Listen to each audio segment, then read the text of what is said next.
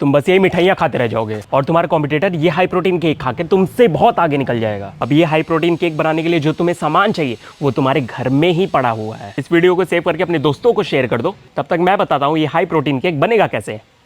तुमको बस चाहिए 2 केला, ओट्स पाउडर, 2 स्कूप वे, दही, दूध, बेकिंग पाउडर और कोकोआ पाउडर। अब केले को मैश कर दो। अब ये वे प्रोटीन में डालेंगे ओट्स पाउडर, अब डालेंगे इसमें दही, अब डालेंगे इसमें थोड़ा सा दूध, अब डालेंगे इसमें कोकोआ पाउडर, अब डालेंगे बेकिंग पाउडर। अब इसको अच्छे से मिक्स कर लो, फिर इसको इस पैन में सेटल कर लो, फिर माइक्रोवेव में रख दो। अब बस 10 मिनट का इंतजार करो। तो ऐसे मात्र 10 मिनट में तुम बना सकते हो हाई प्रोटीन केक। अगर ये वीडियो अच्छी लगे तो लाइक और कमेंट जरूर करना और अपने दोस्तों को शेयर कर दो अभी के अभी। और ऐसे और वीडियोस के लिए मेरे को फॉलो कर लो।